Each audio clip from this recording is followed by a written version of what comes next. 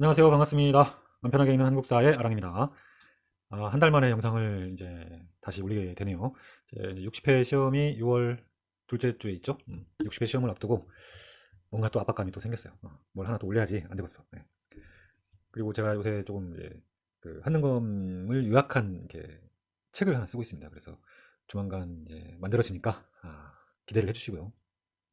아니 뭐 기대까지는 아니고 아무튼 뭐 시간 날 때마다 조금씩 제가 한능검에 나오는 것들만 요약을 해서 여러분들 알기 쉽게 좀 풀어낸 책이니까 여러분들이 좀 많은 관심을 부탁드립니다. 아마 7월 아니면 8월쯤 나오지 않을까 생각을 합니다. 오늘은 그 한능검 시험 당일 아침에 또는 뭐 전날 밤에 뭐 1시간 동안 1시간 좀 넘게 1시간 넘길 것 같아 제가 봤을 때 시험장에 가기 전 또는 뭐 시험장에서 보면 좋을 그런 영상을 만들어 보려고 합니다. 블로그에는 제가 이미 뭐 시험 막바지 공부법 뭐 이라고 해가지고 올려놓긴 했는데요. 몇 가지 더 추가해서 넣어볼까 합니다. 사실 근데 이제 시험 전날에 봐야 되는 여러 영상들이 있죠. 예, 한국사 선생님들이 막 이것저것 찍어주기도 하고 또 정리도 해주고 그러잖아요. 그러면서 이제 막 시험 끝나고 나면 와 이거 막 적중했다. 적중률 몇 프로 막 이러고 이제 그러는데 사실 제 개인적인 생각으로는 뭐 크게 의미 없습니다. 예. 이 하는 거면 사실 이론이 어느 정도 끝났다면은 사실 그 시험 마지막까지 그냥 주구장창 기출문제만 풀면 되거든요. 기출문제 선택지가 반복해서 출제되기 때문에 기출문제를 진짜 막 미친듯이 풀면 웬만한 문제들은 다 풀리게 돼 있습니다. 나오는 문제들이 또 나오고 중요한 것들도 대부분 정해져 있죠.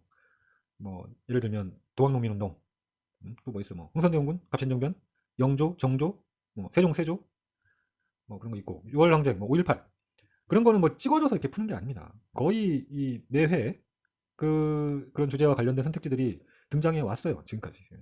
기출문제를 풀다 보면 여러분들 다 아실 거예요. 그러니까 그런 거는 적중했다 라고 말하면 안 되는 것들이에요. 그냥 하는 검을 공부하면서 여러분들이 기본적으로 알아야 될 것들입니다.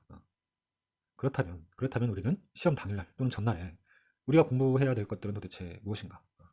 뭘 공부해야 되냐면 점수 100점이 높지만 정말 자주 나오는 그리고 기출문제 선택지로는 외울 수 없는 부분들을 공부를 해야지. 그게 무슨 문제예요? 순서 맞추는 문제, 흐름 문제입니다. 사료와 사료 사이의 일을 찾는 문제, 또 사료가 어느 시대인지 그 시대를 끼워 맞추는 문제. 사실 이런 문제들은 선택지 외운다고 풀 수 있는 문제가 아니잖아요. 그런데 그런 문제들이 배점이 높아요. 3점짜리가 많다고. 그래서 이 영상은 시대별 흐름을 정리하는 내용이 담겨져 있습니다. 그러니까 흐름 정리를 하면서 순서 문제에 대비도 하고 또 흐름 정리를 하다 보면은 개별 또 업적들, 사건들이 기억이 나면서 3급 딸 거 2급 따고 2급 딸 거 1급 따고 그러는 겁니다. 시대별 흐름 정리 한번 시작을 해보겠습니다. 일단 뭐 선사시대나 연맹왕국 뭐 이런 문제는 순서 문제가 안 나오죠. 구석기, 신석기, 청동기, 철기 순서를 맞추는 문제 안 나오잖아요.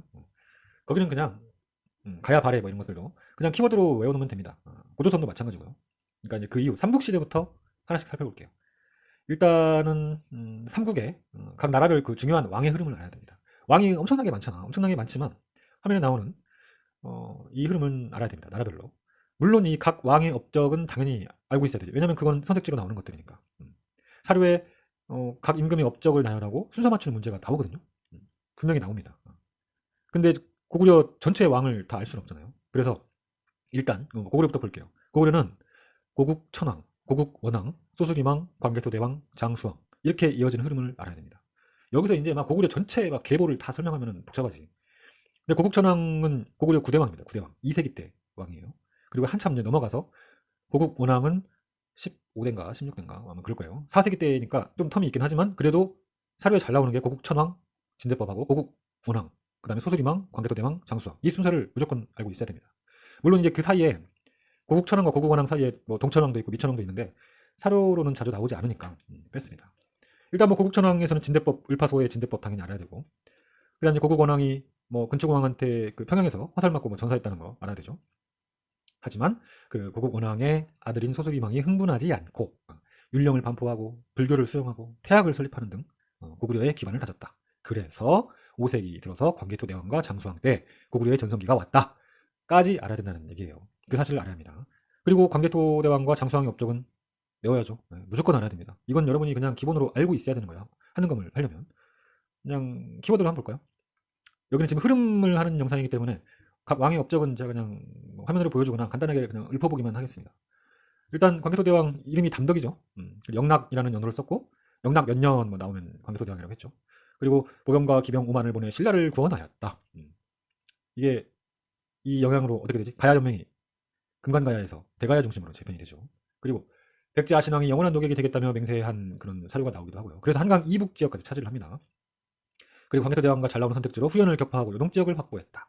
그리고 신라와의 관계를 보여주는 호우명 그릇이 종종 사료로 등장하기도 합니다. 장수왕은 볼까요? 장수왕은 이름이 거련이고 국내성에서 평양으로 천도를 하죠. 왜? 남하 정책을 했으니까. 그래서 한강유역을 장악합니다. 그리고 무슨 비석을 세우죠? 중원 고구려 비를 세우죠. 장수왕의 남하 정책 결과도 세 가지 알고 있어야 되죠. 백제 비유왕하고 신라 놀지마리간이 낮에 동맹을 맺었고 한성이 함락되면서 계로왕이 죽게 되죠. 계로왕 이름이 부여경이에요. 성이 부여씨고 이름이 경입니다. 그래서 사료에는 부여경이 나올 수도 있어요. 부여경. 계로왕이 전사하는 뭐 사료. 또 계로왕이 바둑을 엄청나게 좋아했어. 바둑을 좋아해가지고 그 도림이라는 승려를 보내가지고 장수왕이 보냈지. 몰래 보냈어. 그래서 계로왕을 꼬셔갖고 바둑 완전히 그 도림이라는 승려한테 빠지게 합니다. 그래서 결국에 그것 때문에 하여튼 계로왕이 죽게 돼요. 그 사료가 나오기도 하고 그다음에 한성을 먹혔으니까 어쩔 수 없이 계로왕 다음 왕인 백제 문주왕이 웅진 공주로 천도를 하게 되는 그게 이제 장수왕 남하정책의 결과죠. 그리고 중국 남북주와 교류하였다. 그것도 알아야 되고 광개토대왕 능비를 세웠다도 알아야 되고 그 다음에 그 지방에 청년들을 교육시키는 경당을 설치했다까지 알면 될 것 같습니다. 다음 백제 볼까요? 백제는 이제 근초고왕, 침류왕, 계로왕 문주왕 방금 했죠. 근초고왕, 침류왕, 계로왕 문주왕, 무령왕, 성왕 이 흐름을 알아야 돼요. 일단 근초고왕은 최고 전성기였죠. 4세기. 그 다음에 이제 침류왕 때 불교 수용하고 이때가 이제 4세기 때 전성기였어요. 그런데 이제 5세기 들어서 이제 고구려가 컸죠. 그래서 장수왕이 남하 정책을 펼치니까 아까 그 얘기했듯이 장수왕이 승려 도림을 계로왕한테 보냅니다. 계로왕이 바둑을 좋아해. 그래서 그 도림이라는 승려가 바둑 완전 그 개고수야. 그래서 계로왕이 그 도림이라는 승려를 자기 곁에 두고 믿습니다. 그래서 이제 도림이 막 얘기 막 성을 막 새로 막 지으라고 막 하고 막 근데 그 말을 그대로 들어요. 계로왕이 성을 짓고 막 그럽니다. 바둑에 빠져가지고 도림 말을 잘 들어요. 그래서 그 와중에 이제 도림이 몰래 이제 장수왕한테 지금 공격하시면 됩니다라고 이야기를 했고 그래서 이제 계로왕이 죽게 됩니다. 계로왕이 장수왕한테 죽는 사료가 자주 나온다고 좀 전에 얘기했죠. 그리고 한성이 먹혀요. 한강을 뺏깁니다. 그래서 계로왕 다음 문주왕이 어쩔 수 없이 웅진, 충남 공주로 천도를 하는 거예요. 거기서 이제 백제 웅진 문화가 찬란하게 꽃을 피죠. 충남 공주, 웅진, 무령왕으로 이어져야 되죠. 그런데 고구려가 또 내려와, 자꾸 내려와. 그래서 백제 성왕이 수도를 사비로 옮기고 국호를 남부여라 하였다까지 백제는 알아야 됩니다. 기타 이제 백제 문화재 같은 것도 이제 기억을 해줘야죠. 백제 무령왕하고 성왕의 업적은 그 고구려의 광개토대왕 장수왕처럼 백제에서는 기본적으로 알고 있어야 되는 업적이에요. 이건 기본이에요. 이런 건 뭐 찍어주고 자시고 할 게 없어. 원래 한능검을 공부했다면 알고 있어야 되는 겁니다. 원래 엄청나게 잘 나오니까 이거는. 그래서 백제 무령왕 키워드부터 한번 볼까요? 무령왕은 웅진문화죠. 공주니까. 그 다음에 지방에 22담로를 설치했다. 이거 제일 잘 나오고요. 그리고 이제 사료로는 뭐가 나와? 무령왕릉이 나오죠. 무령왕릉. 어디에 있어요? 충남 공주에 있습니다. 표지석이 있죠. 그래서 누구 무덤인지 알 수 있어. 표지석. 그리고 석수라고 하면 석수. 수가 짐승 숫자예요. 진묘수. 무덤을 지키는 짐승, 진묘수. 돼지저금통 같이 생긴 거. 그리고 중국의 영향을 받은 벽돌 무덤이죠. 그리고 무령왕을 찾을 수 있는 사료의 키워드로 영동대장군, 사마왕이 있을 수 있고 또 중국 그 남쪽에 양나라와 수교했다. 양나라와 수교했다는 말이 나오면 그건 무령왕 문제다. 그다음 백제 성왕. 성왕은 이제 사비야, 사비로 옮겼잖아. 수도를 사비로 옮기고 국호를 남부여라 했다. 사비가 지금 충남 부여입니다. 부여. 신라와 연합해서 한강 유역을 수복하죠. 진흥왕하고. 근데 진흥왕이 뒤통수를 치면서 낮의 동맹이 이제 결렬이 되고 그리고 가장 잘 나오는 사료가 이제 관산성 전투에서 그 50명 이렇게 기습 작전을 펼쳤는데 거기 복병이 기다리고 있다가 이제 거기서 이제 죽게 되죠. 상황이. 그 사료가 이제 잘 나옵니다. 이게 넘어가고 신라로 가보겠습니다. 신라는 6명의 왕을 알아야 되죠. 지증왕, 법흥왕, 진흥왕, 그 다음에 무열왕, 문무왕, 신문왕 이렇게 6명을 알아야 됩니다. 신라의 전성기야. 지증왕, 법흥왕, 진흥왕 이건 신라의 전성기로 알면 되고 그 다음에 무열왕, 문무왕, 신문왕 이거는 이제 통일과 관련된 삼국 통일과 관련된 왕들이다. 이렇게 알아야 됩니다. 이 순서를 알아줘야 돼요. 알아야 됩니다. 그리고 각 왕의 업적은 6명은 또 무조건 알아야 되죠. 왜? 개별 문제로 나오니까. 이것도 그냥 한번 그냥 짚고 넘어갈까요? 지증왕은 뭐 고추가 정말 큰 왕이죠. 국호를 신라라고 부르게 된 왕이 이제 지증왕입니다. 국호를 신라라 했고 그리고 이 지증왕 때부터 왕이라고 불렀어. 그 전에는 마립간이었잖아요. 그리고 이제 순장 금지시켰고 이사부로 장군으로 하여금 우상국을 복속했고 또 동시전을 설치했고 또 우경을 실시했다. 법흥왕은 병부와 상대 등을 설치했다. 잘 나오고 율령을 반포했다. 잘 나오지. 백관의 공복제정 그 다음에 불교공 2차 돈이 막 모가지 잘랐더니 막 하얀 피가 솟아나고 꽃비가 내리고 막 그래서 이제 불교를 공인하죠. 법흥왕이. 그리고 건원연호를 사용했다도 잘 나오죠. 그리고 금관가야를 장복했다. 까지 알면 됩니다. 법흥왕. 진흥왕 화랑도를 국가조직으로 개편했고 또 황룡사 건립했죠. 불교 교단을 정비하고 한강유역 아까 성왕하고 같이 확보했죠. 그리고 대가야를 정복합니다. 진흥왕은. 그리고 한 개의 적성비와 4개의 순수비를 세우죠. 단양 적성비를 비롯해서 4개의 순수비를 세웁니다. 그리고 거칠부로 하여금 국사 편찬까지 알면 됩니다. 다음은 무열왕 김춘추. 무열왕 김춘추. 김춘추 뭐하지? 나제동맹 성사시킨 사람이죠. 처음에는 그 의자왕이 대하성을 함락하면서 자기 사위하고 딸이 죽어가지고 열받아가지고 고구려에 동맹을 요청을 하러 갑니다. 근데 거절당하지. 오히려 그냥 영계소문한테 잡히기까지 합니다. 그 사료가 나오기도 해요. 그리고 당나라에 건너가서 이제 고구려한테 안 되니까 이제 당나라에 건너가서 군사 요청을 하고 결국 나당 동맹이 성사가 되고 그리고 백제를 멸망시키죠. 당과 연합해서. 그리고 무열왕이 바로 최초의 진골 출신 왕입니다. 그전까지 성골 출신들이 왕이었어. 이것까지 알면 되고 다음은 문무왕. 이제 무열왕이 백제를 멸망시켰어. 근데 문무왕이 이제 즉위하자마자 이제 백제 부흥운동이 막 일어납니다. 복신, 도친, 흑제상지 막 일어나. 근데 그거 다 진압하죠. 문무왕이 다 진압합니다. 그리고 그것까지 진압했는데 또 막 백강전투는 뭐야? 외놈들하고 저 백제 잔당들이 이제 막 같이 해가지고 그것까지 다 진압을 해요. 이제 백제 부흥운동을 진압합니다. 그리고 이제 백제 까부섰으니까 이제 고구려 가야지. 고구려까지 이제 멸망을 시키죠. 그리고 나서 고구려 부흥운동도 일어나죠. 그 익산 금마저 보덕국 거기에 이제 그 고구려 그 보장왕이 서자였던 그 안승을 이제 그 왕으로 앉혀놓죠. 그래서 고구려 부흥운동을 지원했다 하면 문무왕이죠. 이제 마지막으로 당나라 몰아내야지. 그래서 매도성 전투, 기물포 전투. 그래서 당나라와 전쟁하고 삼국 통일을 완성합니다. 그리고 이제 개별적으로 잘 나오는 선택지가 뭐 외사정을 파견했다. 잘 나오죠. 그럼 신문왕 볼까요? 신문왕.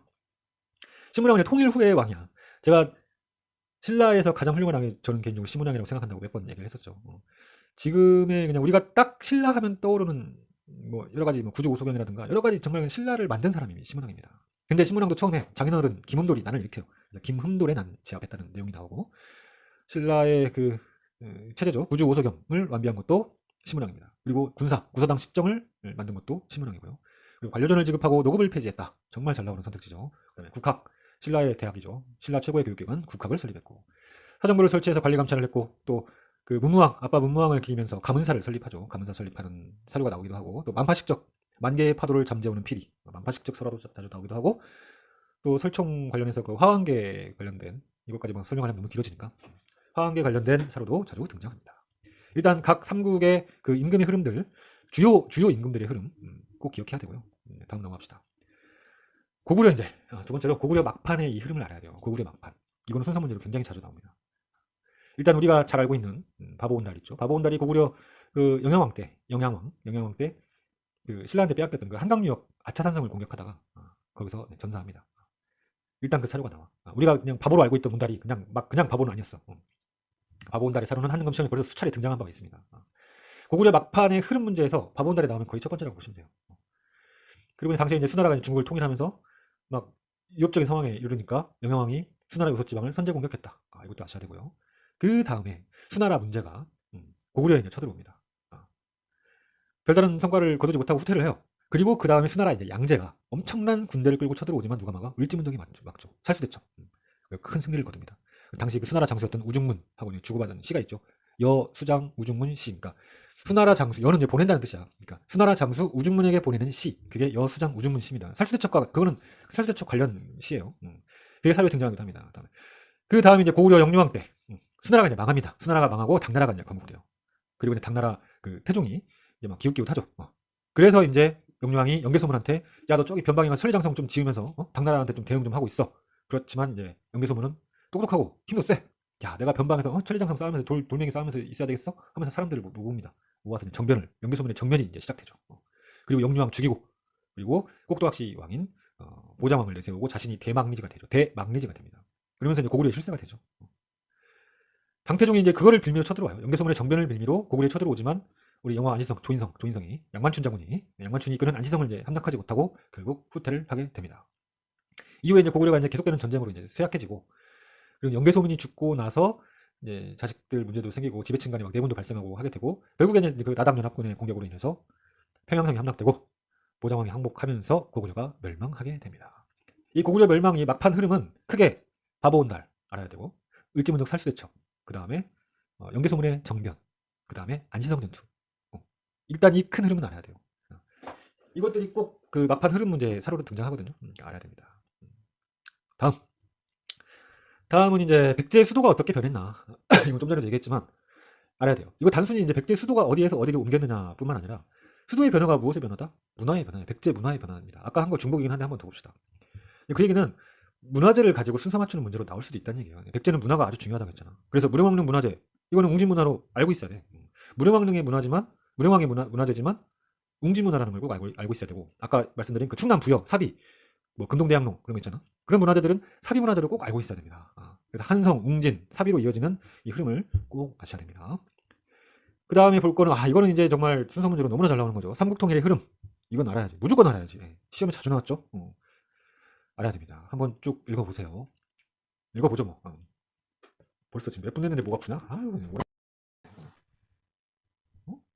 20분. 자, 봅시다.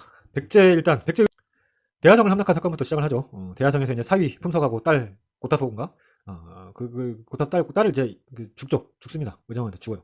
그래서 이제 신라 김춘추가 고구려 연개소문을 찾아가서 연합을 하려고 하지만 오히려 이제 붙잡히게 되고, 그 다음에 이제 김춘추는 당나라로 건너가서 나당 동맹을 성사시킵니다.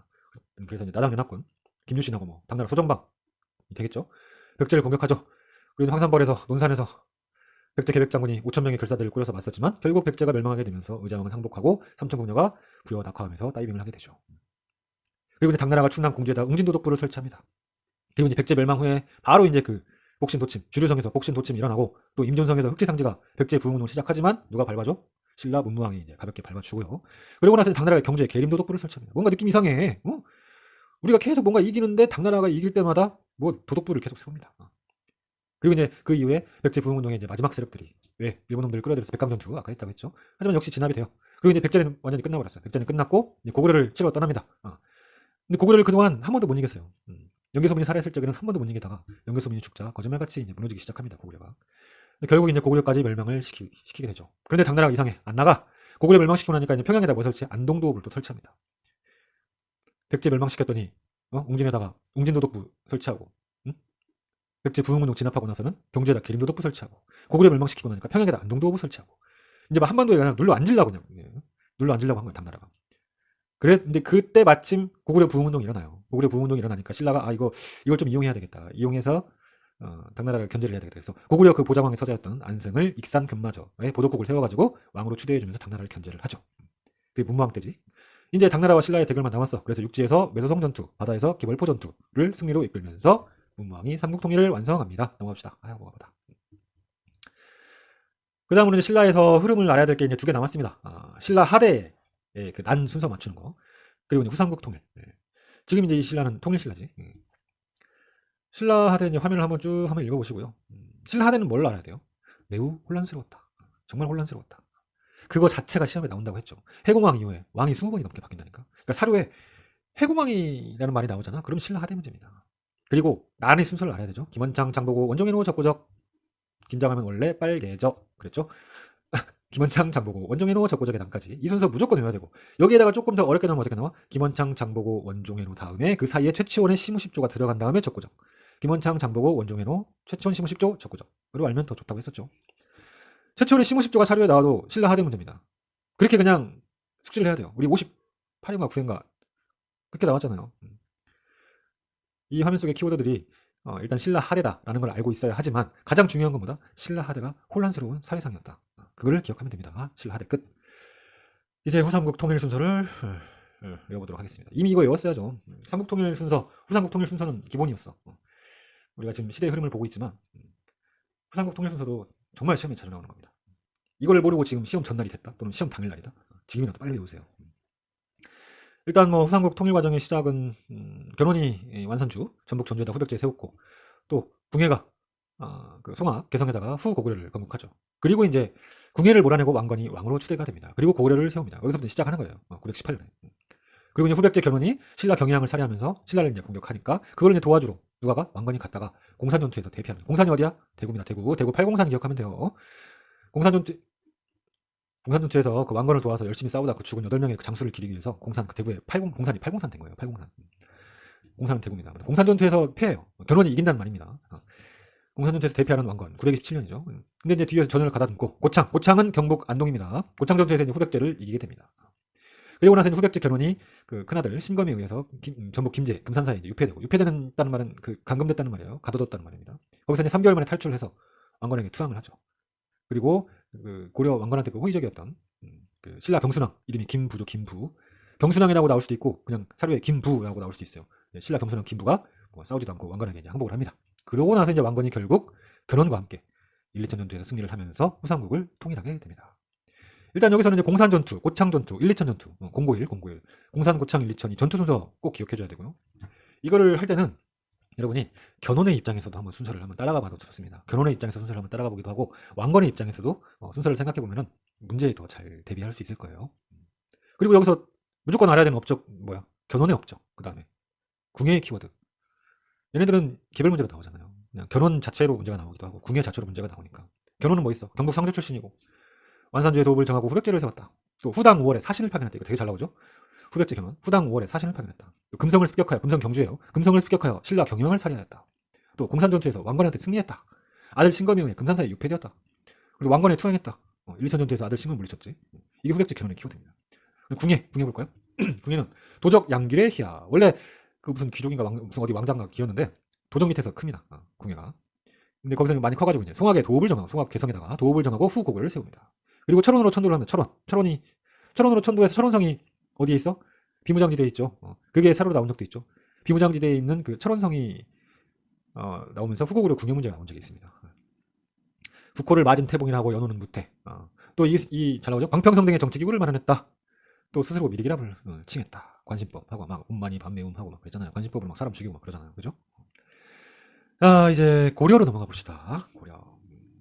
고려는 어떻게 공부해야 돼요? 집권 계층별로 공부한다. 집권 계층별로. 알죠? 그래서 순서 문제도 집권 계층별로 나오기도 합니다. 그래서 이거를 뭐 고려를 제대로 못했다 하는 사람들도 그냥 어느 시기에 어떤 일이 있었다 정도는 알아야 됩니다. 각 시기에 예를 들면 이제 호족지배기 얘는 태조 왕건 광종 성종 순서대로 왕이 있었다. 그리고 거란이 침입했다. 그냥 이 정도 알면 돼요. 문벌귀족기는 저층이 구제학당 하면서 사교육 그냥 키왕짱으로 그냥 사교육 열풍을 불러일으켰다. 그것 때문에 이제 고려가 관학진흥책을 펼쳤다. 고려 예종 때죠. 관학진흥책은 뭐 여러 가지 있죠. 그거는 외워줬어야 돼 진지게. 그 다음에 윤관이 별무관을 만들었다. 왜? 여진족이 침입하니까. 별무관을 만들어서 이제 대응을 하죠. 그 다음에 문벌귀족기 때 이자겸의 난, 묘청의 난 그거를 김무식이 제압했다까지 알아야 돼요. 다음은 무신집권기. 이거는 집권자별로 특징을 파악해야 되죠. 이의방, 정중부, 경대성, 또 이의민까지 하고 그다음에 최충원, 최후까지. 그리고 무신집권기 말에 몽골이 침입을 하죠. 최후 정권 때. 원간섭기의 정답 선택지는 뭐라고 했어? 지배층을 중심으로 변발과 호복이 확산되었다.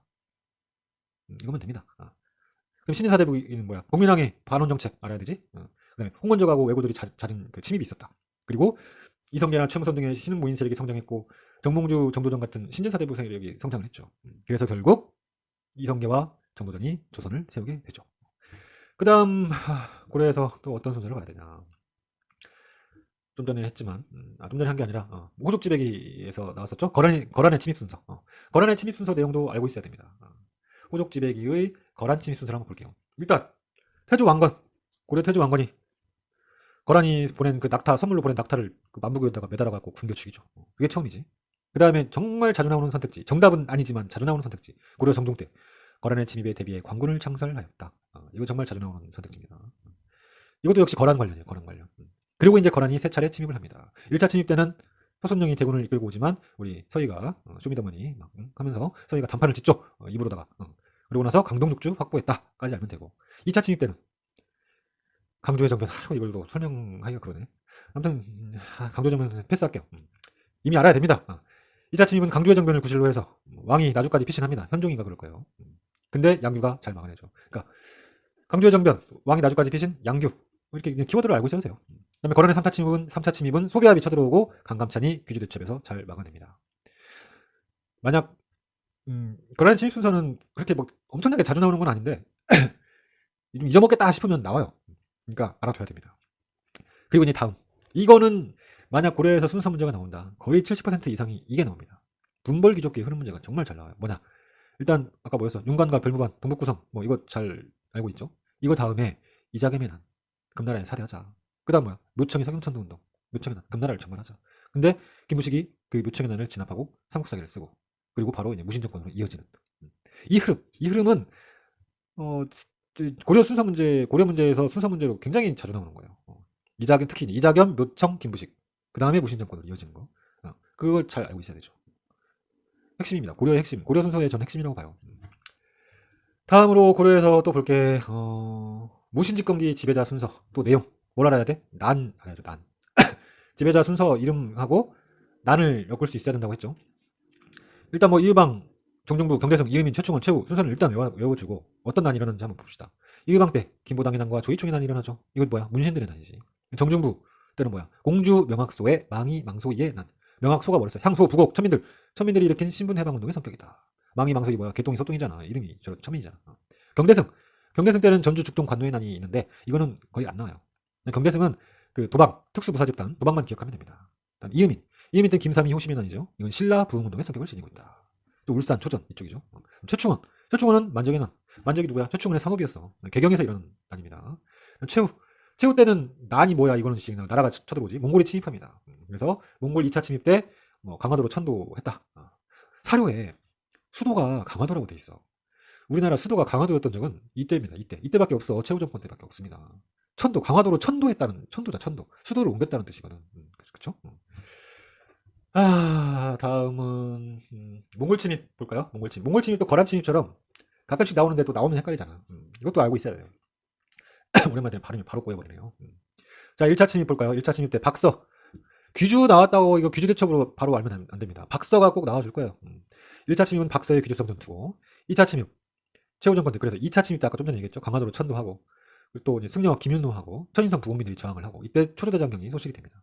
3차 침입 때 그 아까 천도했던 그 강화도에다가 대장도감을 만들어가지고 거기서 이제 팔만대장경도 만들고 뭐 향야 구국방도 만들고 뭐 그런 합니다. 이제 부처의 힘을 빌려야지 도저히 이제 못 버텨. 이때 이제 그 황룡사 구축목탑도 이때 사라지죠. 4차 침입은 왔다가 그때 명나라래 이 몽골 황제가 죽었나 했던 거 그래가지고 왔다가 바로 철수를 해서 뭐 볼 게 없습니다. 5차 침입은 김윤호가 이제 충주성을 방어하는 그런 사료를 알아야 되죠. 이 노비 문서를 막 불태워줘 노비들 그 으쌰으쌰 해주려고 노비 문제로 나왔던 적도 있습니다. 노비 문제로 김윤호가 그 충주성 방어하면서 노비 문서를 막 불태우는 거 막 조건으로 하고 막 모두 너희들한테 모두 관적을 내리겠다 막 하면서 이제 으쌰으쌰 하는 그런 사료가 노비 문제로 나온 적도 있습니다. 6차 침입 때는 결국 패배하죠. 패배하고 다시 이제 개성으로 다시 환도를 하게 됩니다. 그리고 이제 개경으로 환도했을 때는 이미 이제 원나라 이제 몽골의 시대가 온 거지. 몽골 간섭기지 원간섭기. 그래서 끝까지 버텼던 그 삼별초가 여몽연합군에 의해 진압된다는 사실까지 같이 이제 기억을 해줘야 됩니다. 지금 잘 따라오고 있나요? 제가 너무 빨리 하죠? 목 아프다. 자, 그리고 이제 고려의 마지막 순서 뭘 알아야 돼? 조선의 건국 과정 알아야 되죠. 고려 말에 공민왕하고 뭐 우왕에 걸쳐가지고 신흥부인 세력 아까 말했던 그 이성계 또 정선 이성계는 뭐야? 황산대첩을 통해서 그냥 엄청난 아이돌 장군으로 떠오르게 되고 또 신진 사대부들이 정도전 전몽주 같은 그런 신진 사대부들이 성장을 하게 됩니다. 근데 이제 공민왕에서 이제 우왕으로 바뀌고 나서 최영이랑 같이 이제 노동정부를 하자고 이제 이야기를 하면서 이성계를 전쟁터로 내보내줘. 근데 이성계가 일단 간대. 안 된다고 그래. 사불가론을 외치면서 이건 아니야. 근데 결국에 가긴 갑니다. 결국에 가긴 가요. 가다가 저기 이제 의주 거기 압록강 거기에 있는 섬 이화도에서 말머리를 돌려가지고 회군을 하게 됩니다. 그래서 돌아와가지고 당시 실세했던 최영을 죽이고 우왕이 폐위되고 청왕을 이제 옹립합니다. 근데 이미 이제 이성계는 실세가 됐어요. 그래서 청왕도 마음에 안 들어. 야 청왕 폐위시켜. 그리고 꼭두각시왕 공양왕을 옹립을 시킵니다. 그래서 이제 그러고 나서 이제 이성계가 신인사대분 조준 등과 함께 과전법을 시행하면서 이제 개혁을 실시하죠. 권문세족들을 쭈구리를 만들고 이렇게 하는 겁니다. 그리고 이제 조선 건국에 반대했던 온건 신인사대부였던 정몽주를 이방원이 이성계의 다섯째 아들 이방원이 개경 선주교에서 죽이고 결국 정도전하고 짝짝하고 해가지고 조선을 건국한다. 여기서 중요한 거 뭐야? 이성계를 따라가야지. 황산대첩 꼭 알아야 되죠. 그 다음 이화도 해군, 그 다음 과전법 실시, 그 다음 조선 건국. 이렇게 큼직하게 4개를 알아야 돼요. 황산대첩, 이화도 해군, 과전법 실시, 조선 건국. 황산대첩, 이화도 해군, 과전법 실시가 어떤 이성계야? 고려의 이성계죠. 고려의 이성계. 무조건 알아야 됩니다. 조선으로 넘어갑시다. 조선에서 뭐 해야 돼? 태정태세 문단세 이거 외워야죠. 근데 뭐 지금 막 시험장에서 시험 전날에 태정태세 문단세 이거 외우고 있으면 이 사람은 다음 시험 준비해야 돼. 이번 시험은 포기해야 돼. 그냥 돈 날린 거야. 이제 지금 태정태세 문단세를 외우고 있어? 그럼 안 되지. 조선의 뭐 임금별 업적은 그건 뭐 기본으로 외우는 겁니다. 그거는 한두 번 공부를 하면서 당연히 해야 되는 거고 지금 우리는 여기서 이제 순서 흐름 파악하는 중이니까 조선의 4대 사화 순서 알아야죠. 모사화, 갑다사화, 기묘사화, 을사사화, 뭐 갑자기 토끼가 똥을 싸 알아야 되죠. 그리고 그 각각의 사화들의 키워드도 알아야 되겠죠. 모사화랑 갑다사화가 연산군 때 일어난 일이고 모사화는 사관 김일손 서관 김일손이 그 김종직 조이제문 썼고 그 인용했고 그 키워드를 캐치를 해내야죠. 김일손, 김종직, 조이제문 알면 됩니다. 갑자사화는 연산군이 이제 그 자기 엄마 죽은 그 패비윤 씨를 이제 그 키워드에서 찾아내야 돼요. 사료에서. 그리고 이제 갑자사화 이후에 연산군이 폭정을 하면서 중종 반정이 이제 결국 일어나게 되고 중종 때 기묘사화가 일어나죠. 기묘사화. 기묘사화는 키워드가 뭐예요? 조광조. 조광조 알아야죠. 그다음에 이윤삭제를 주장했다. 이 반정 공신들이 너무 많은 거야. 가짜 공문을 세운 사람들이 너무 많아요. 그런 사람들은 삭제시키죠. 그래서 이윤삭제를 주장하게 되고 그거에 열받은 이제 놈들이 모함을 하죠. 뭘 해? 주초 이왕. 나뭇잎에다가 꿀 발라놓죠. 주초 이왕. 그래서 주자하고 초차 합치니까 조광조의 성씨인 조자가 되니까 그냥 조씨가 왕이 된다. 이런 말도 안 되는 모함을 하게 되죠. 결국에 이제 조광조가 뭐 죽으면서 여러 살인 세력들이 죽게 됩니다. 이제 갑자사화하고 을사사화 사이의 일로 이제 기묘사화가 나오기도 하지만 뭐가 잘 나오죠? 조광조의 업적이 나오기도 하죠. 조광조 업적 이윤 삭제했던 거, 뭐 혈량과를 실시했다. 또 도교 행사기구인 소격서를 폐지했다. 또 향약을 실시했다. 또 도학 정치를 실시했다. 그것까지 같이 알아둬야 됩니다. 그다음에 을사사화죠. 을사사화는 명종이죠. 대윤, 소윤 나오고 윤원영, 윤인, 뭐 윤남동가 뭐 하여튼 막 많이 나오잖아. 그죠? 살아있는 윤씨들 대윤, 대소윤 나오면 또 양지역 벽사 사건, 문정왕후 막 이런 거 나오면 을사사화다 알아야 됩니다. 무오, 갑자, 기묘, 을사, 뭐 갑자기 토개가 똥을 싸 꼭 기억을 해주시고요. 다음은 임진왜란 순서 흐름 알아야 됩니다. 아유 이거는 너무 길어가지고 이제 몇 분이야 지금? 갑시다. 뭐 어차피 1시간 하겠으니까. 아휴 갑자기 하기 싫다. 지금 밤 12시인데 갑자기 아유 너무 힘드네. 아유 졸리네 갑자기. 큰일 났네. 목도 아프고. 임진왜란을 이러다 하지? 예. 간단하게 한번 그냥 얘기해볼게요.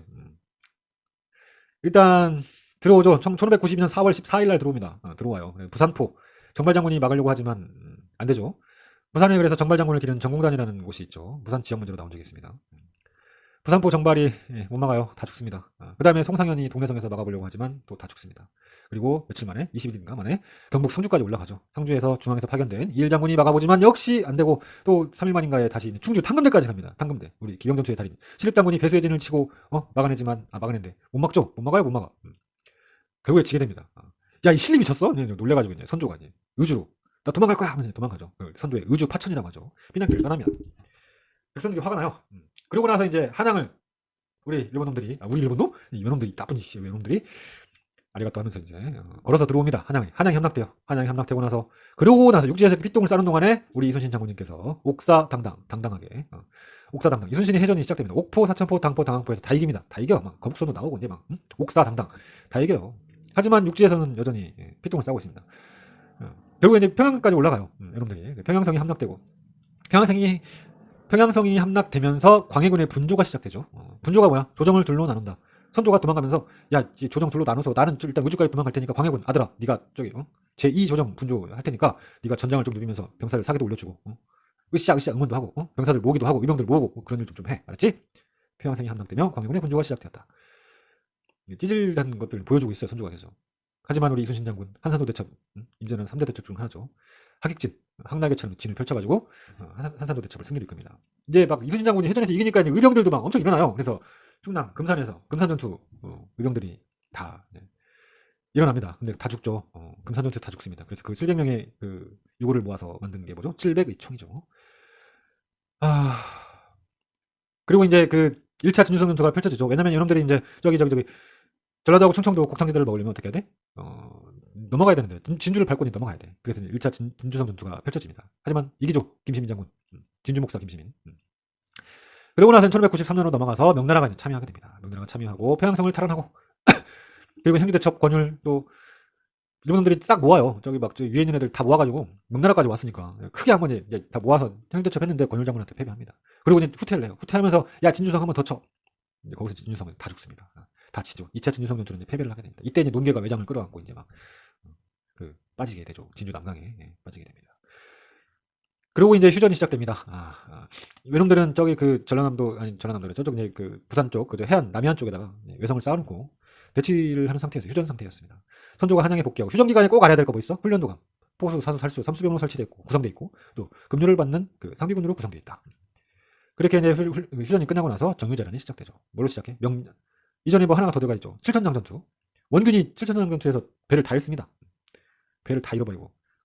야 이순신 어디 갔어? 이순신 빨리 불러와. 근데 이순신 지금 감옥 가 있습니다. 지금 네가 쫓아냈잖아요. 하면서 이순신 백의종군. 저에게는 아직 12척의 뭐 배가 남아 있습니다. 죽고자 하면 살 것이요, 살고자 하면 죽을 것이다. 명량대척. 진도 울돌목에서 그 조류를 이용해서 배 12척으로 13척으로 수백 척을 이기는 큰 성과를 거두게 됩니다. 그렇게 이제 이기고 도요토미 히데요시인가요? 죽고 그 다음에 마지막 해전 노량해전에서 이순신이 죽고 임진왜란이 끝납니다. 아이고 목 아프다. 아이고 목 아프다. 임진왜란 포인트는 어떻게 잡으면 좋다겠어요? 명나라가 참여한 시점 또는 회양성을 탈환한 시점 또는 휴전기간 이 전후로 잡아서 흐름을 익혀야 되죠. 많이 했으니까 넘어가고, 다음 할 거는 조선 붕당의 흐름. 아유 이건 또 큰일 났네. 동서 남북인 또 노론 소론 벽파 시파 이걸 언제 다 해요 지금? 못합니다. 그래서 선택지를 기반으로 짧게 한번 보도록 하죠. 이건 지금 나오는 것들은 선택지들이야. 선택지들. 이렇게 붕당 문제들이 이런 선택지가 나온다는 얘기입니다. 자, 조선 선조 시절 이조전랑 관직의 임명을 둘러싸고 사림이 동인과 서인으로 나뉘었다. 정말 잘 나오죠. 그죠? 정열입 모반 사건. 정열입이 동인이지. 정열입 모반 사건으로 인해 모반 사건으로 정철은 서인이지. 정철 서인이 기축옥사를 주도하며 많은 동인들이 화를 입게 되었다. 이것도 기억해야 됩니다. 자, 다음 정철 건조 사건. 건조가 뭐야? 세우고 쌓는다. 세자책봉 한다는 거지. 정철 건조 사건. 정철이 선조에게 세자책봉을 건의했어. 정철 건조 사건 이후에 정철을 세게 벌주자 또는 약하게 벌주자. 그걸로 동인이 남인과 북인으로 갈라지지. 근데 세게 벌주자 했던 사람들이 북인이고 조식의 제자들이 많았고, 약하게 벌주자 하던 사람들은 남인이 되었고 이황의 제자들이 많았다. 동인이 남인과 북인으로 갈라졌다. 뭘로? 정철 건조 사건으로. 이제 동인은 없어졌어. 남인, 북인, 서인만 남았지.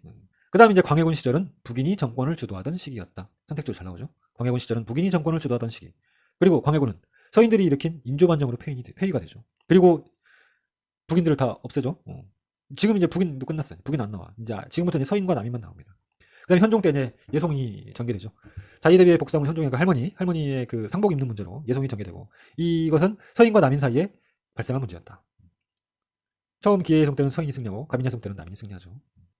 그 다음에 숙종 때는 갑자기 전국이 뒤바뀌는 세 번의 환국이 발생했다. 이것도 알아야 되죠. 환국은 그리고 각각의 내용과 그 순서를 알아야 됩니다. 왜냐? 환국 자체만 가지고도 순서 문제가 나오거든요. 그래서 경신왕국, 기사왕국, 갑술왕국. 경신왕국의 선택지는 뭐야? 허적, 윤효 등 남인들이 대거 축출되었다. 그리고 서인이 집권하게 되었다. 또 서인이 남인을 벌주는 문제로 노론과 소론으로 분리되었다. 까지도 나옵니다. 다음 기사왕국. 기사왕국은 뭐 장희빈이 아들을 낳고 그 원자책봉 문제로 환국이 발생한 거죠. 이걸로 남인이 집권하죠. 그리고 인현왕후가 표출되고 장희빈이 왕비가 되고 송시열이 사사되고. 알아야 되죠. 그 다음에 이제 갑술왕국 때는 인현왕후를 다시 복위시키려고 하지만 남인들이 이제 반대를 하니까 다 바꿉니다. 서인이 다시 집권을 하고, 노론과 소론이 집권을 했다는 얘기예요. 이게 노론과 소론으로 이제 나눠졌으니까 서인이 다시 집권을 하게 됐고, 인현왕후가 복귀하게 됐고, 그리고 장희빈이 죽죠. 싹을 먹고. 이렇게 하면 됩니다. 아이고 목 아파. 그리고 이제 조선의 마지막 세도 정치기의 이제 큰 사건들, 이것도 흐름으로 알아야 되죠. 순조 시절 뭐 공노비가 해방되고, 또 천주교박해, 그 신유박해가 일어나면서 누구야? 최초의 세례자 이승훈이 죽고 정약용 형제가 유배를 가고 그러죠. 이게 1801년 순조 때 일어난 겁니다. 그리고 이제 10년 뒤에 홍경래, 이때도 순조 때요. 홍경래의 난이 일어나고, 홍경래의 난은 뭐야? 서북 지역 차별, 또 우근칙이라는 사람 나오고, 정주성이 함락되고, 그런 것들을 이제 키워드로 알면 되죠. 그리고 이제 헌종은 뛰어넘어. 순헌철에서 순조, 헌종, 철종인데, 헌종은 뛰어넘고 철종 때 1860년에 동학이 창시됩니다. 누가? 최재우가 인내천. 사람이 곧 하늘이고 하늘이 곧 사람이다. 동경대전, 용담유사 알아야 되죠. 그러고 나서 1862년에 진주밀란이 일어납니다. 탐관오리 백낙신, 나쁜 놈 백낙신에 맞서가지고 몰락한 양반 유계춘을 중심으로 들고 일어나죠. 그래서 공노비의 방 신유박해 알아야 되고, 그 다음에 홍경래의 난 알아야 되고, 그 다음에 동학창시, 그 다음에 진주밀란. 이 큰 순서는 세도정치 흐름으로 꼭 알고 있어야 돼요. 생각보다 문제 자주 나옵니다. 조선까지 끝났습니다. 조선까지 끝나는데 몇 분 걸렸냐? 40.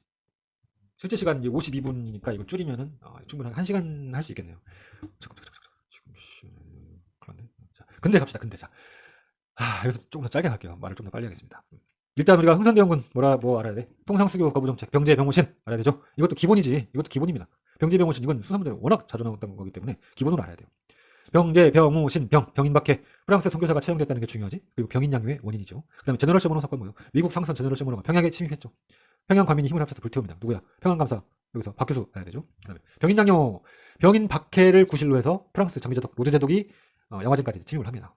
정족산성에서 양원수 부대가 또 잘 막아내고 싸우고, 그리고 강화도에 있던 그 외교장각에서 의궤가 약탈된다까지 알아야 되죠. 그 다음에 이제 오페르트 도굴 사건.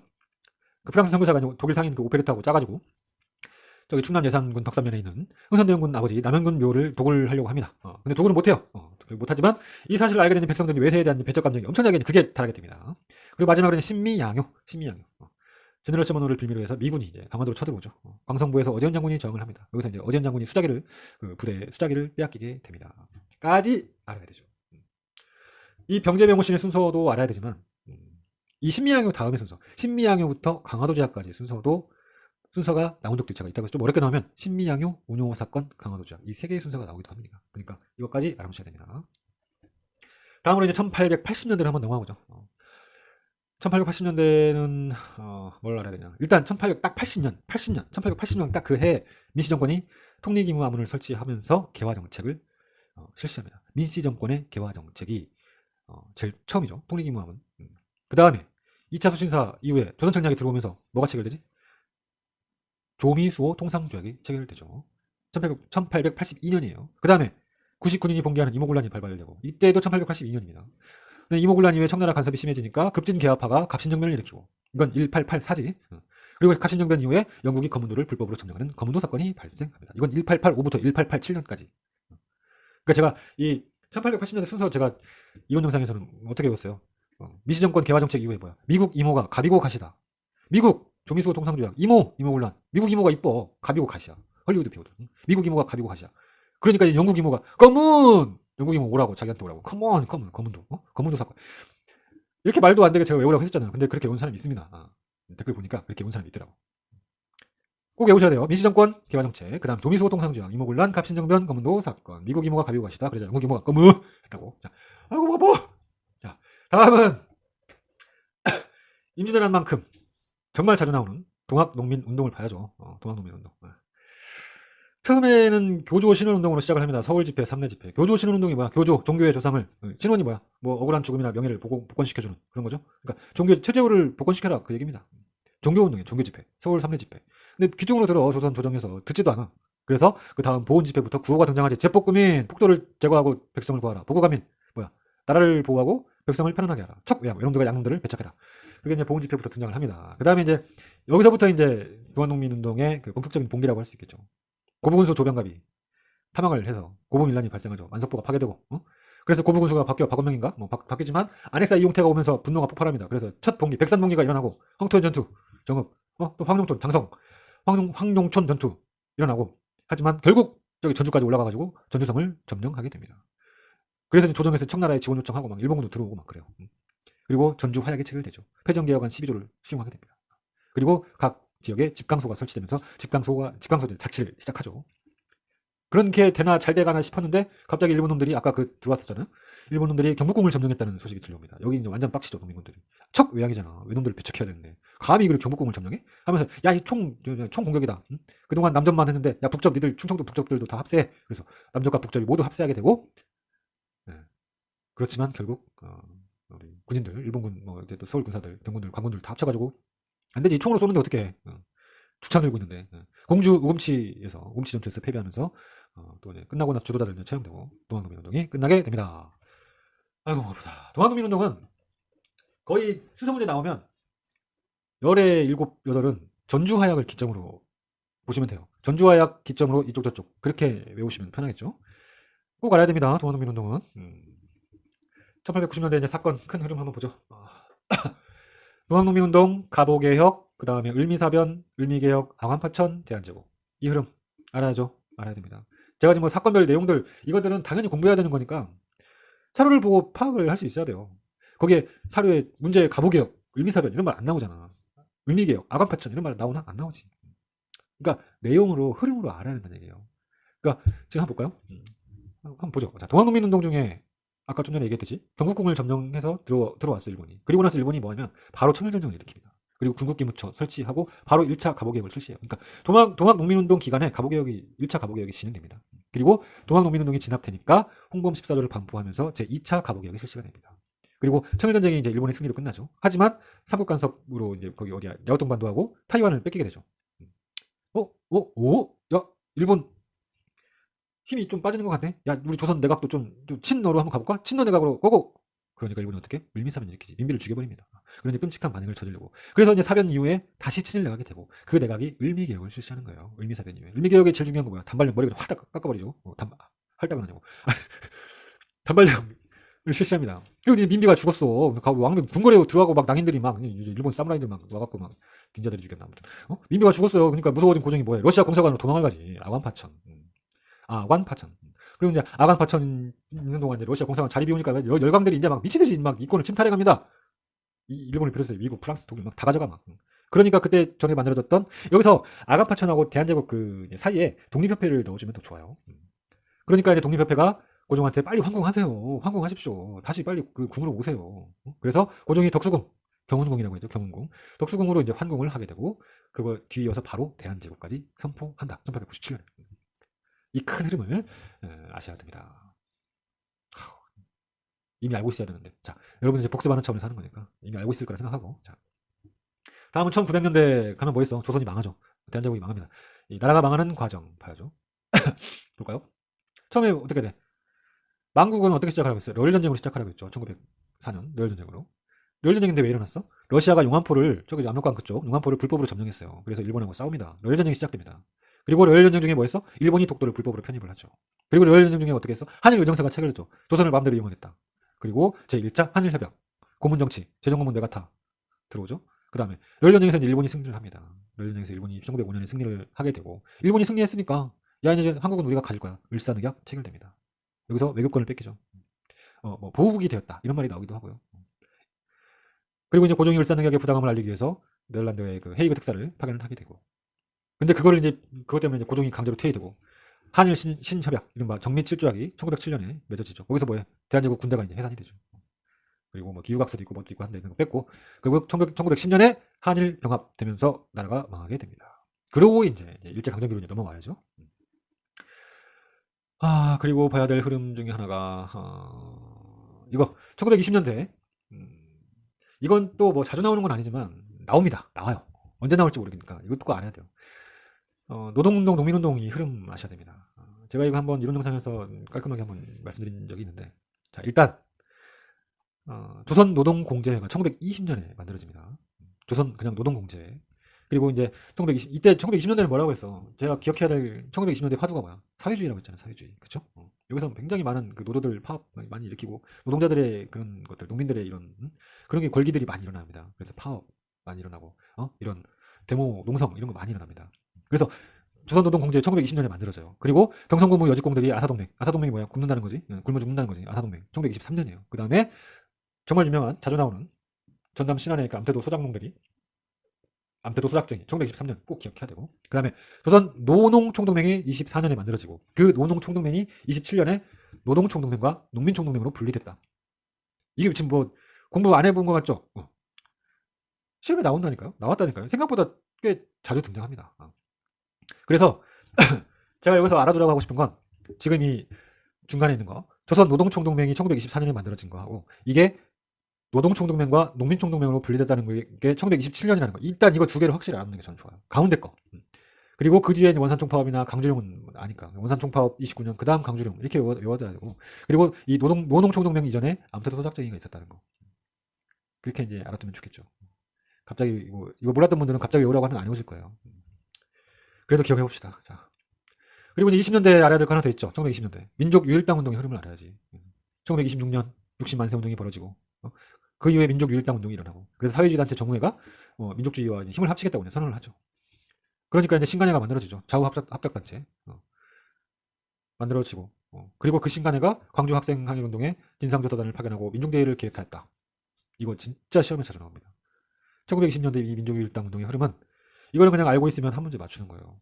이 흐름 문제가 나오기도 하고요. 신간회가 나오기도 하고요. 60만세 운동 나오고 광주 학생 운동 나오죠. 이 세 개 중에 하나는 무조건 나옵니다. 거의 그냥 매회 나온다고 생각하면 돼요. 그래서 이 흐름을 그냥 통째로 알고 있으면 그냥 한 문제 맞췄다 이렇게 생각하면 됩니다. 다음은 1920년대 이제 국외 무장투쟁 국외 무장투쟁의 흐름 아셔야 됩니다.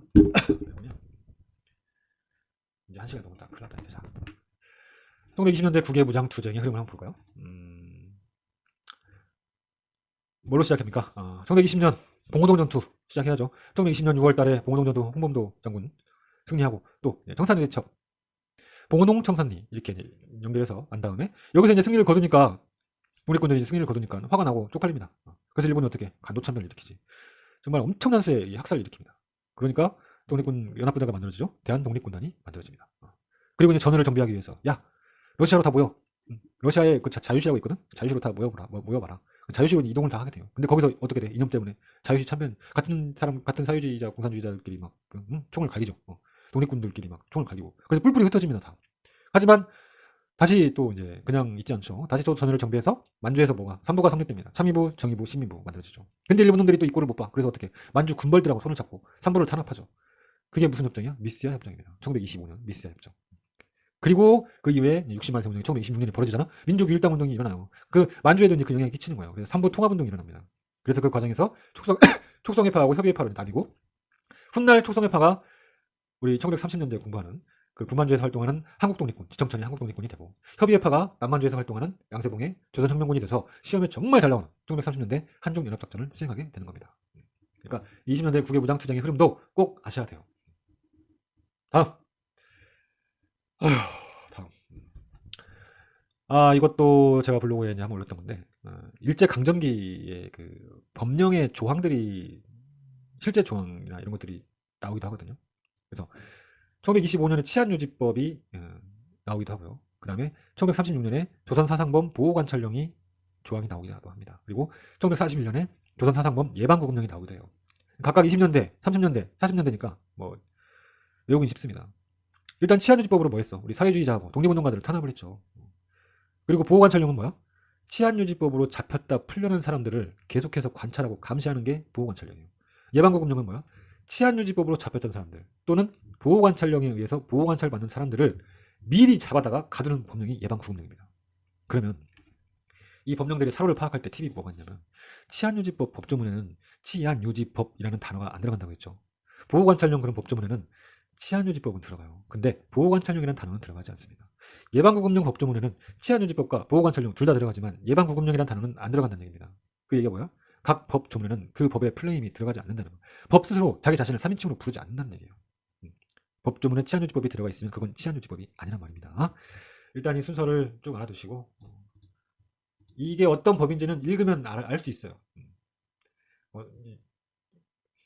알 수 있습니다. 알 수 있는데 그 함정에 넘어가지 말란 얘기예요. 치안유지법이 조항이 나와서 이거 치안유지법이네 이러지 말란 얘기죠. 보호관찰령이 조항이 나와서 이거 보호관찰령이네 아니란 얘기예요. 아니 그러니까 보호관찰이라는 말은 나올 수 있지만 보호관찰령이라고 나오지 않는다는 얘기예요. 이 법 자체 제목이 나오지 않는단 말입니다. 알았죠? 다음 1930년대는 어떻게 하라고 했죠? 제가 초반하고 중반 이후로 나눠서 공부하라고 했죠. 1930년대 초반은 무조건 외워야 되는 뭐 있어? 한중연합작전. 좀 전에 얘기한 지청천, 한국독립군. 외워야 되죠? 쌍사자동, 이런 쌍사자동.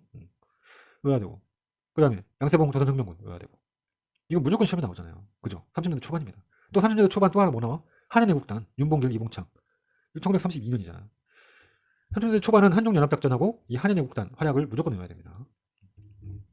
그 다음에 이제 만주사변이 1932년에 일어나고 그 이후에 이제 만주에 그 만주국이 세워지면서 더 이상 이제 만주 쪽에서 무장투쟁이 힘들어요. 그래서 중국 관내로 이제 자리가 옮겨지는 거죠. 관내라 하면 이제 중국 실제 본토로 얘기하는 거예요. 그래서 모두 합쳐보자 해서 35년에 민족혁명당이 만들어집니다. 아까 그 위에 있던 그 당들 다 합쳐져요. 모든 게 다 합쳐집니다. 민족혁명당으로 합쳐지고 그리고 그런데 이게 또 가다 보니까 김원봉 그 열단 위주로 가니까 또 서로 갈라지고 지지고 합니다. 그리고 1938년은 어떻게 돼? 김원봉이 조선의용대를 만들죠. 그리고 그 정답 선택지가 뭐야? 중국 관내에서 결성된 최초의 한인 무장부대였다. 그러니까 1930년대 초반은 이 한중연합작전하고 한인애국단으로 공부를 하고 그 다음에 중반 이후는 장소를 관내로 옮겼다. 왜? 만주국이 세워졌어. 그래서 민족혁명당으로 1935년에 통합을 하기도 하지만 뭐 그리고 또 흩어집니다. 그리고 1938년에 김원봉이 조선의용대를 만들었다. 그리고 그게 중국 관내에서 결성된 최초의 한인 무장부대였다. 라고 1930년대 흐름을 그렇게 하시면 됩니다. 넘어가고 이제 현대사에서 볼 거는 한 3개만 보도록 하겠습니다. 임시정부. 이거 근대사구나. 임시정부. 근대 아직 안 끝나네. 임시정부의 업적과 흐름. 이거 기억해야죠. 일단 뭐 교통국이나 연통제가 나오죠. 이거는 임시정부 초반이에요. 아주 초반이에요. 막 만들어져서 쓸 때고. 그리고 임시정부가 아니라 분열이 됩니다. 그래서 1923년에 국민대표회의가 개최된다. 이거 꼭 알아야 되죠. 하지만 회의가 결렬되면서 이승만이 탄핵되고 방식이 2대 대통령으로 된다. 그러면서 어떻게 돼? 국무령 중심의 내각체제로 개편이 된다. 지금 굉장히 중요해요. 이거 다 개별적으로 나옵니다. 저번 시험에 국무령 중심 내각체제가 저번 시험에 나오고 또 그 5회 전인가는 박은식이 대통령 된 게 또 나오기도 했고요. 이거는 그냥 알아야 됩니다. 그러니까 1923년부터 알아야 돼요. 국민대표회의 개최했지만 결렬됐고 이승만이 탄핵되고 박은식이 대통령이 되고 이게 25년일 거예요. 그리고 국무령 중심 내각체제로 개편이 됩니다. 그리고 보면서 이제 1920년대 후반부터는 임시정부 상황이 굉장히 악화가 돼요. 고난의 시기가 계속된다. 20년대 후반부터. 그래서 어떻게 되지? 야 이거 다 짊어질 수 없는 다 국무령 중심 혼자서 안 돼. 국무위원 다 집단 지도체제로 바꿔야 돼. 그렇게 바뀌죠. 그러면서 고난의 시기가 계속됩니다. 언제까지? 상하이에서 충칭 정착할 때까지. 1940년대까지 고난의 시기였어요. 그리고 그 사이에 뭐가 있어? 1932년에 아까 김구의 한인애국단이 활약을 하죠.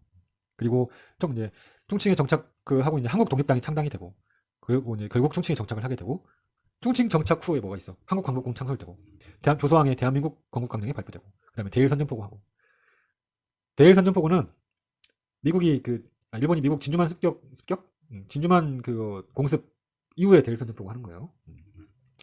그리고 이제 조선의용대까지 흡수를 합니다. 조선의용대가 한국 광복군에 편입이 되죠. 그리고 한국 광복군은 뭐야? 인도 미얀마 전선에 파견을 했다는 거 내용 잘 나오죠. 그러니까 임시정부의 순서 문제를 묻는다면 만약에 초반의 문제라면 국민대표회의가 중심이 되는 것이고 후반의 순서를 묻으면 충칭 정착 전후로 이제 순서를 묻는 문제들로 구분이 되니까 그 두 부분을 중심으로 해서 임시정부를 따라가면서 그렇게 순서를 기억을 하셔야 됩니다. 화면을 보면서 한번 보시면 좋을 것 같아요. 굉장히 잘 나오죠. 다음 현대사 대한민국 정부 수립 과정. 아이고 이거는 무조건 나오니까 무조건 해야 되죠. 이거는 이미 공부를 다 끝냈어야 됩니다. 처음에 누구야? 여운형이 이제 조선건국준비위원회 언제 만들어지죠? 해방되자마자 만들어지죠.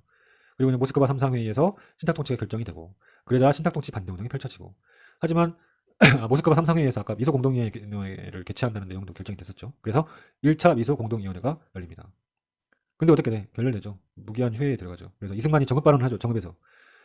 이 공동위원회가 무기한 휴회에 들어갔으니 남한만이라도 단독 정부를 수립해야 된다.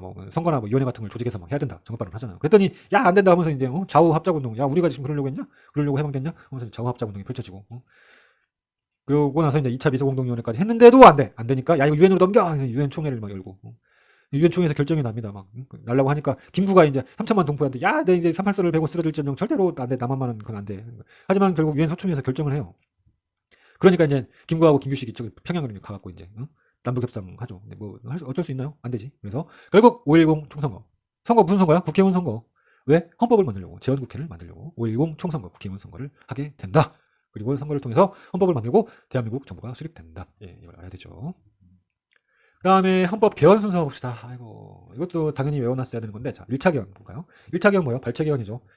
이승만이 6.25 전쟁 중에 1952년에 헌병대 야당 의원들 막 다 헌병대 끌고 가가지고 버스에다가 싣고 가고 부산 정치파동 직선제로 개헌을 하죠. 직선제로 개헌을 합니다. 2차 개헌은 4.4.5의 개헌이에요. 왜? 대통령을 계속 하고 싶어가지고 초대 대통령 중임 제한을 철폐한다. 부칙에 들어가 있었죠. 아주 쪽팔린 개헌이었습니다. 그다음 3차 개헌. 이거는 이제 이승만이 살구혁명 이후에 하야하고 내려오고 나서 허정 과도 정부에서 내각제로 이제 개헌을 하게 되고 그리고 4차 개헌은 그 내각제 개헌에 의해 만들어진 장면 내각에서 3.15 부정선거 관련자를 처벌하기 위해서 소급 입법 개헌을 하게 되죠. 그리고 5차 개헌은 이제 박정희가 5.16 쿠데타 이후에 다시 직선제로 바꾸는 그 개헌을 하게 되고 그 다음에 6차 개헌이 뭐예요? 6차 개헌은 이제 박정희가 3번 해먹으려고 삼선 개헌, 삼선 금지 조항을 이제 없애버립니다. 삼선 개헌이었고요. 7차 개헌은 유신 헌법입니다. 유신 헌법이에요.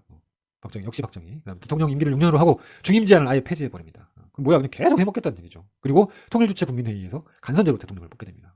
그다음에 8차 개헌은 우리 전두환 전 대관원법인데 전두환이 바꾸긴 바꿨어. 대통령 7년 단임으로 했는데 여전히 대통령 선거인단이 간선제로 뽑습니다. 그러니까 통일주체 국민회의 나오면 유신헌법 박정희고 대통령 선거인단 나오면 전두환 헌법이죠. 8차 개헌. 하지만 1987년 이제 80년에 5.18로 일어나고 87년에 이제 6월 항쟁이 일어나면서 결국에 이제 노태우가 6.25 선언을 발표하고 9차 개헌이 되죠. 대통령 직선제. 지금 현행 헌법입니다. 대통령 직선제에 5년 단임으로. 이렇게 헌법까지 끝났고 마지막으로 통일 한번 볼까요? 마지막 통일 한번 보고 끝내도록 합시다. 통일까지 보고. 이승만 정권은 통일은 없죠. 통일 정권 통일이 어딨어? 지금 전쟁 나왔는데 그런 건 없고 북진 통일이지 북진 통일. 적화통일, 북진통일. 근데도 이때도 이제 조봉암이 평화통일론을 주장을 했습니다. 그리고 이제 장면 내각에서는 알아야 될 구호 있죠. 가자 북으로 오라남으로 서로 이제 막 통일에 대한 그런 여러 가지 막 중립화 통일, 남북 협상론 막 다양한 이런 통일론들이 이제 등장을 하게 되고, 박정희는 딱 하나 알면 되면 7.4 남북 공동성명 알면 되고, 전두환도 딱 하나 알면 되죠. 최초 이산가족 그리고 예술단 뭐 그 교환 공연인가 뭐 이산가족 상봉하고 예술단 공연 그거 기억하면 되죠. 그다음에 노태우는 많죠. 왜냐면 이때 이제 세계적 추세였습니다. 세계적 추세. 그 뭐야 그 시기 서울올림픽 끝났고, 서울올림픽도 하고 또 미국하고 중국이 막 공산주의 국가인 미국하고 공산주의 국가인 중국하고 중공하고 미국이 막 핑퐁 핵을 하고 막 그 독일하고 서독이 통일하고 베를린 장벽이 무너지고 막 세계적인 이런 분위기였어요. 노태우는 키워드로 외우면 됩니다. 77 특별선언 무조건 해야 되고, 서울올림픽 그리고 한민족 공동체 통일 방안, 최초로 남북 고위급 회담을 하고, 또 소련하고 수교를 하고, 남북 유엔 동시 가입하고, 결국에 남북 기본 합의서가 도출이 되죠. 이게 가장 중요하죠. 그다음에 한반도 비핵화 공동선언, 그리고 중국하고 수교하고. 노태우가 가장 중요합니다. 통일. 김영삼은 안 나와요. 안 나옵니다. 김대중은 뭐 있어? 노태우와 김대중이 이 통일 정책은 그나마 가장 자주 나오죠. 정주영 회장이 소대 방북한 거, 그다음에 금강산 해로 관광이 시작됐다. 최초로 그리고 정상회담을 하죠. 그래서 결과물이 6.15 남북 공동선언이고, 경의선 복구 공사를 시작했고, 그 다음에 개성공단 건설에 합의했죠. 그리고 이제 노무현 때 두 번째 남북 정상회담을 하고 14 공동선언을 합니다. 그리고 개성공단 건설을 착공을 하죠. 이 정도로 알면은 될 것 같아요. 뭐 좀 정리가 됐나요? 지금 마음도 급하고 막 여러분, 제가 마음이 급한 게 아니라 이게 만약 시험 전날에 보신 거나 지금 시험을 앞두고 보시는 분들이라면 마음도 급하고 좀 정리도 잘 안 될 텐데, 제가 말까지 막 빨리 하고 발음도 안 좋아가지고 이게 오히려 막 방해가 되는 그런 영상이 됐을까봐 지금 괜히 시작했다는 또 그런 자괴감에 또 빠지게 되네요. 아무튼 근데 이게 제가 블로그 글을 이미 썼었잖아요. 제가 지난 회차들과 비교하면서 검증을 한번 해봤었는데, 사실 이거를 보고 잘 머릿속에 넣어놓으면 최소 한 10문제? 10문제에서 15문제까지 점수로는 20점에서 30점까지 제가 확보가 되더라고요. 지금 이 흐름들, 그러니까 이거는 지금 뭐 선택 지문을 한 게 아니라 이 흐름들을 통해서 뭔가 머릿속에 지금 집어넣었잖아요. 20점, 30점까지 저는 충분히 확보할 수 있다고 자신할 수 있습니다. 자, 1시간 거의 다 돼가네. 하는 건 뭐 꼭 합격하시고요. 다음 영상에서 또 만나도록 할게요. 오래 걸릴 겁니다. 제가 그 영화 속 한국사 한다고 했었는데, 나 영화 편집 너무 힘들어. 못하겠어. 좀 더 노력해 볼게요. 시간이 좀 걸릴 겁니다. 다음 영상에서 다시 뵙겠습니다. 또 봐요. 안녕.